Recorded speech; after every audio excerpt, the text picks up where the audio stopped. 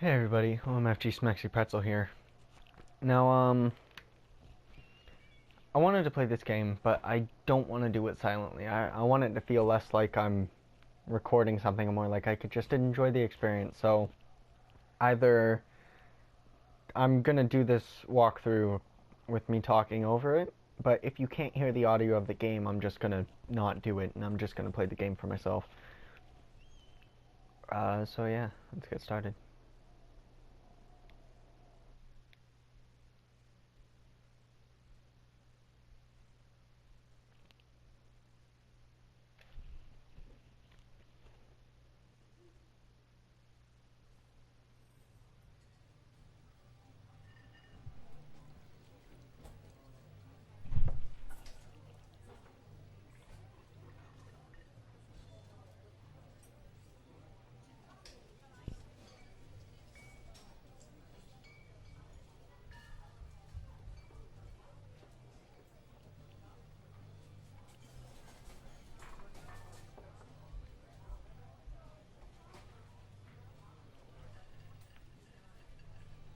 You see Julia.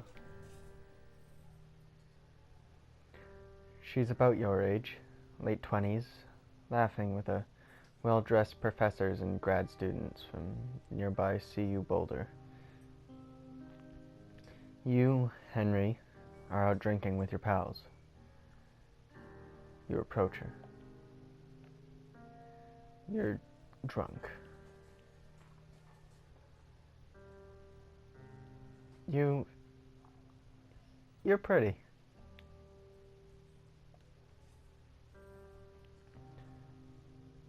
You're pretty, she says coolly. You're not. You are future hangover. What? You reply confused. Someone should buy you a cheeseburger, she says. She flags down a waiter, and 1 week later, you're Julia's boyfriend.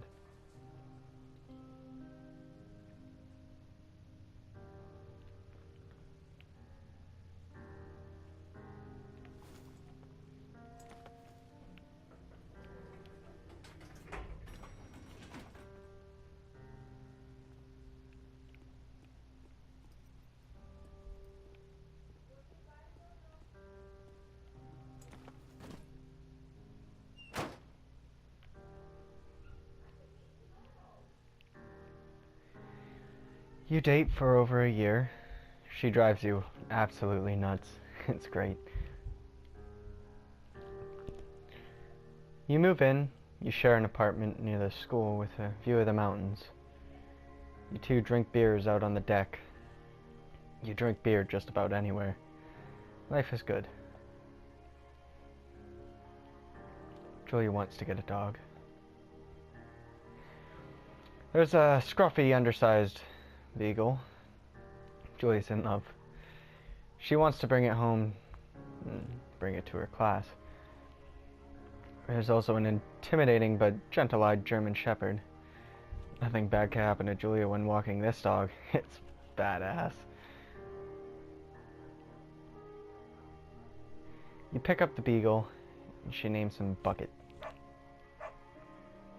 Bucket is a good dog, and a week later you've totally forgotten about the other one. Julia loves him. You love him too. 1979. You talk out on the deck and it's summer. 9:30 p.m. and the heat still radiates off the high desert. What do you think about kids? She asks. Kids. They're not very smart or good at much. I'm saying if you and I have some, a couple little idiots, that would be pretty good.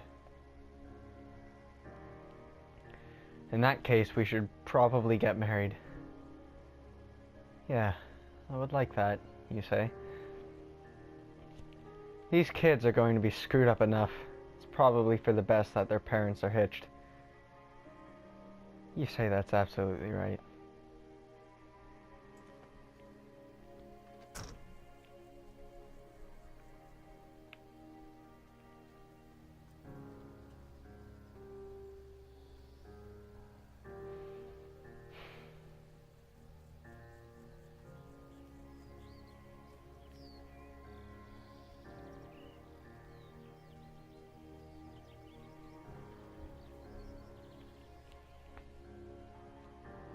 1980. It's a Thursday night and Julia is out 4 hours late. She doesn't call. You're worried and getting angrier by the minute. She walks in after you've gone to bed. She's not quite drunk, but she's clearly been having a fun time. You fight when she gets in between the sheets. You ignore her.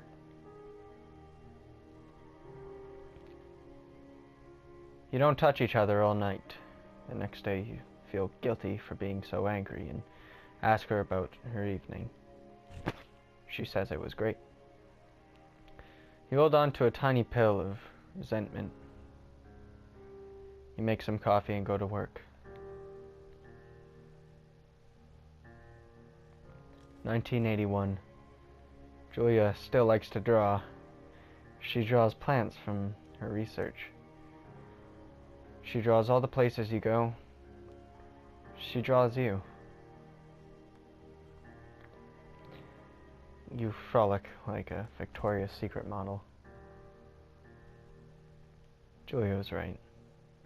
You are very pretty.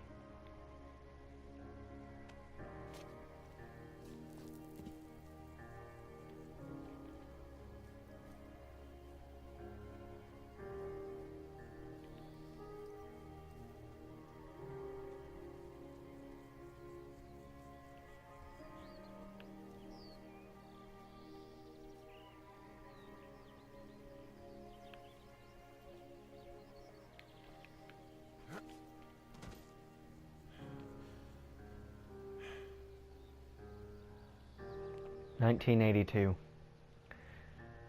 During the summers, you and Julia enjoy walking bucket at night.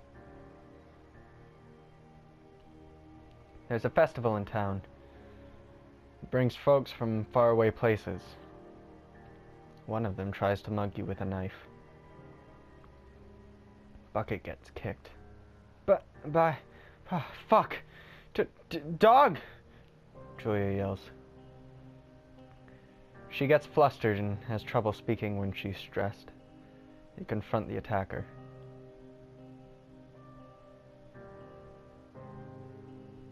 You scare him away.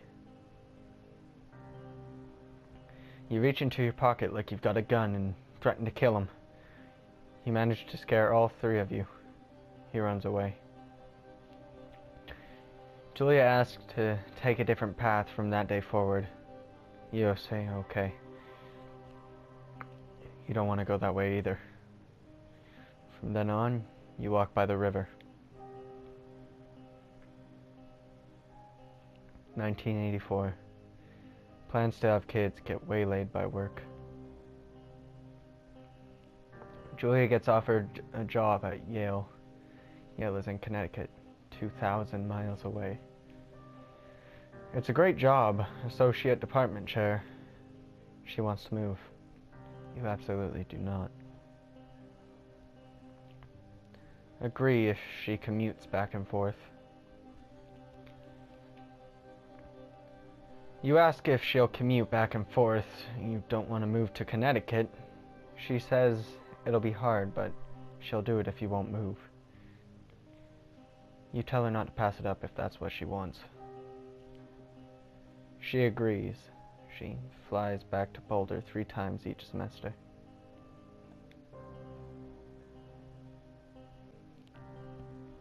Julia is sent home from Yale on paid leave after having an episode. She lost it on a colleague for borrowing books that were important to her research. She didn't remember. She had happily loaned them to him just 2 days prior. She was found crying in the stairwell. You say that maybe you guys should talk to someone about it. After seeing multiple doctors and having many tests, they are worried that Julia might be suffering from onset dementia. She is 41. You both decide to keep it a secret for now.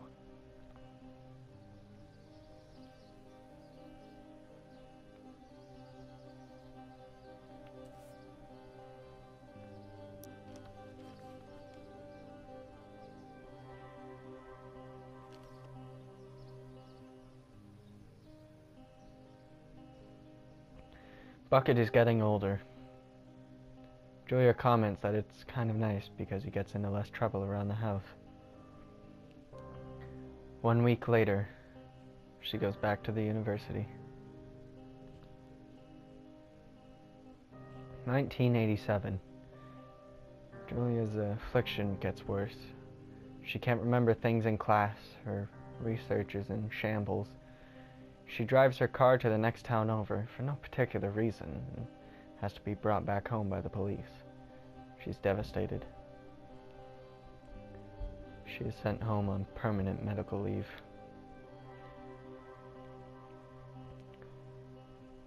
Some days you get the Julia who calls you a dope and your unborn children little idiots.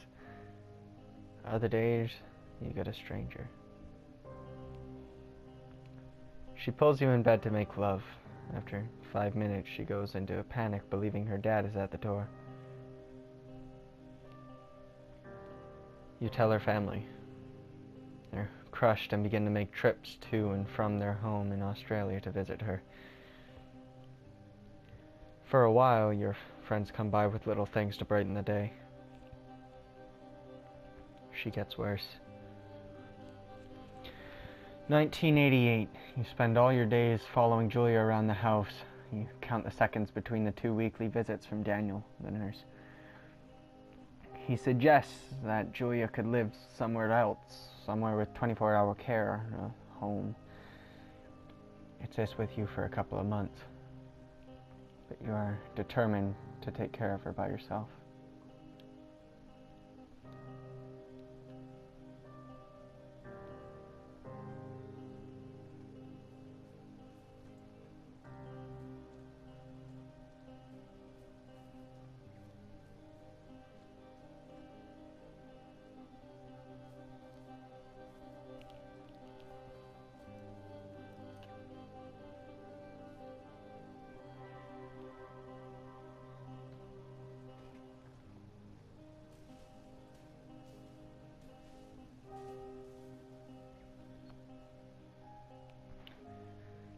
It is impossibly hard. The worst is when you get mad at her, like she tries to cook her own food. You can't do anything without her, and she can't do anything without you. When she goes to sleep, you stay up for a few hours, drinking on the deck, watching baseball in the summer, college basketball in the winter, drinking then too. You start going out after you put her to bed. The first time you do it, you worry about her getting up and walking around while you're gone. But you trust that she will sleep like a rock.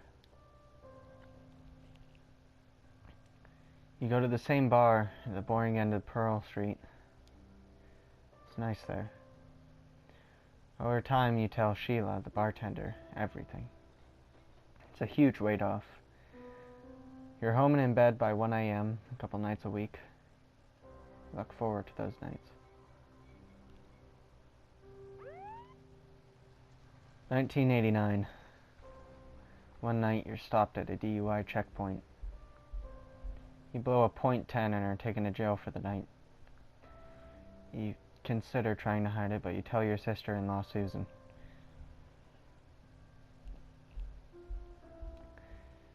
Julia's parents take the next plane from Australia. They can't believe the state your house is in. Then they tell you that Julia is coming to live with them. You don't argue. You say you'll visit soon. A few weeks go by and summer is coming and you see an ad in the paper for a job. You take it.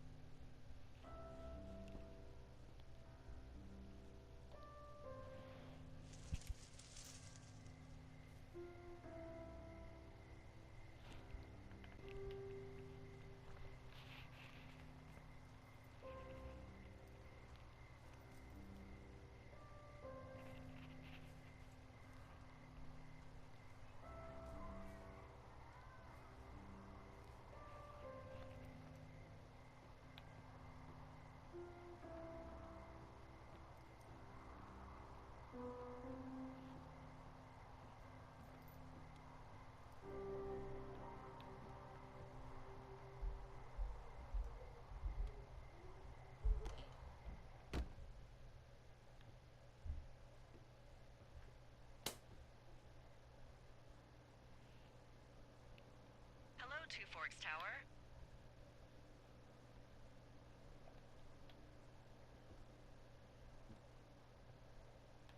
Two Forks Tower, this is Thoroughfare Tower. Come in.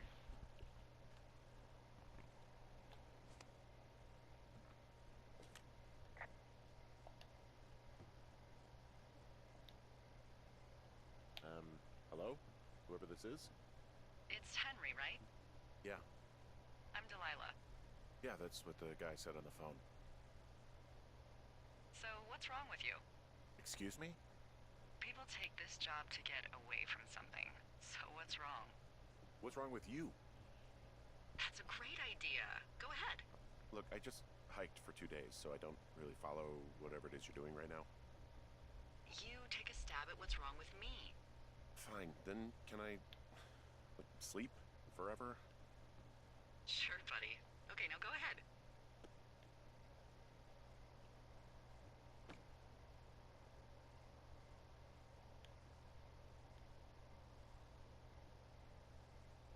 Okay, you're probably out here because nobody back home can stand you.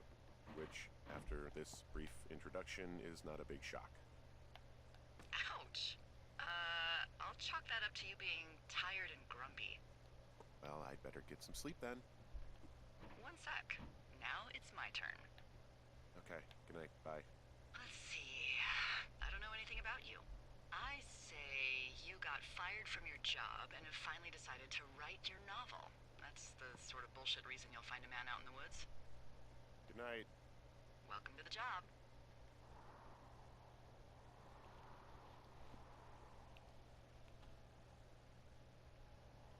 I already love this game. I would never send anybody to a home. I hate the ideas of homes.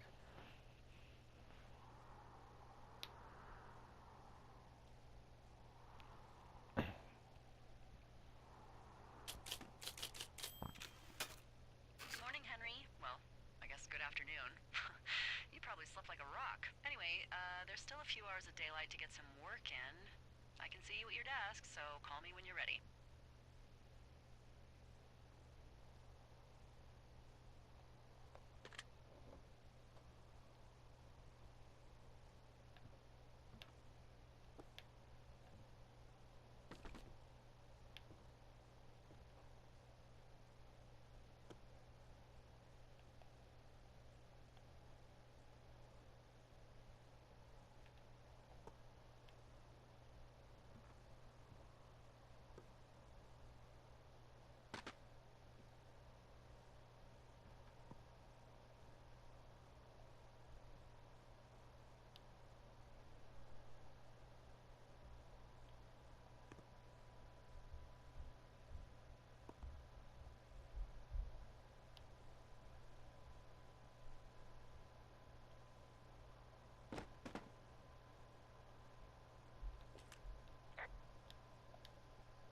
Hey, sorry, guess I slept in. You got a relaxing, what, 14 hours of sleep? Whew. Yeah, Jesus, I guess it's what, 6? 6:45. Whoops. Don't worry about it. That hike puts everyone out of commission for a day or two. But now that you're up, let me quickly get you acquainted with the job. There's a thing in the middle of your room with a round map on it. Do you see it? Okay, yeah, I see it. This is the Osborne Firefinder, invented in 1914 by W.B. Osborne? You use this to spot, you guessed it, What the fuck? What is it? Nothing. You use this to... Oh, fuck me! Good God, language, lady. Out your west-facing window.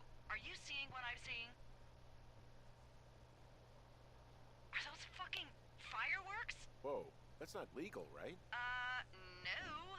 You need to get down there right now and stop them. Fire danger is through the fucking roof. Is that really my job?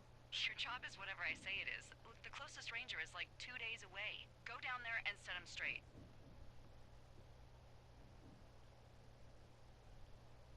Do I write him a ticket? Easy there, Dirty Harry. Well? Get going. You'll probably need a rope to get down the shale between you and the lake, if I remember right. There should be one in the supply box on the way. The code is 1234. It's actually that for all of them. Smart. Shut up.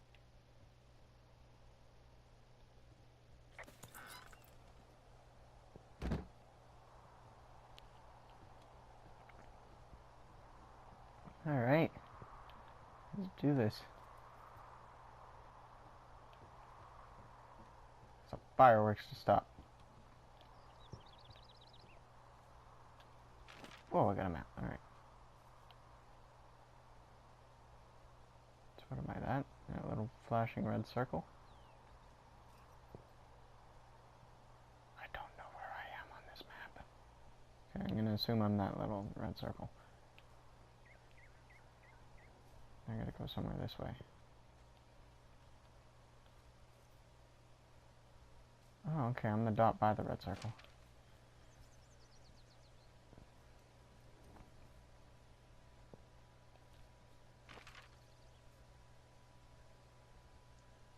I think we gotta go over to Johnny's Lake.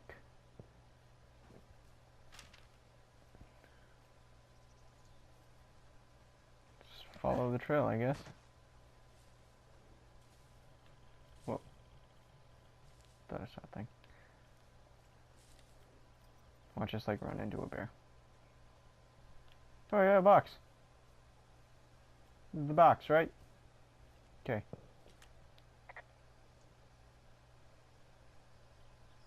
I found the supply box. Great.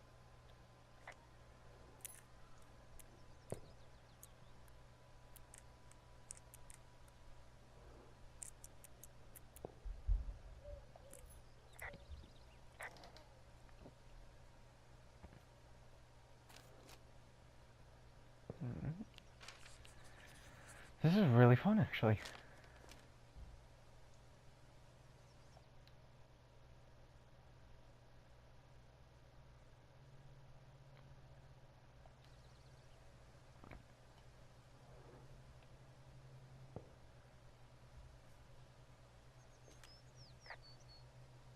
Hey, I found a note to a guy named Ron from some guy Dave. That's probably Dave Gaskell. He's completely nuts. Is that right? Harmless, but yeah, one of those, fall off the grid and eat ants for a week type. Totally fucking cuckoo. Which is kind of what the job attracts. Do people lose their shit doing this job? There's a note that says a guy just left his post. It happens, yeah. Oh, You're not gonna pop your top, are you, Henry? I wasn't planning on it. I'll just keep that. Get this out of here.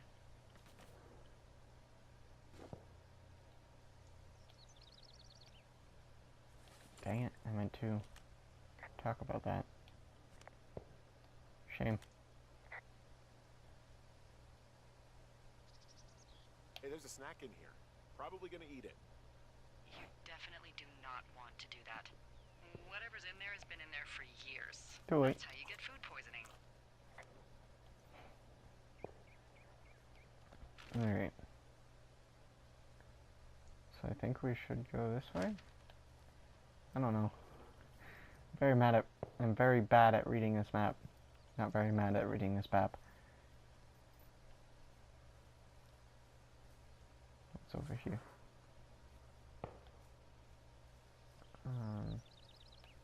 Okay.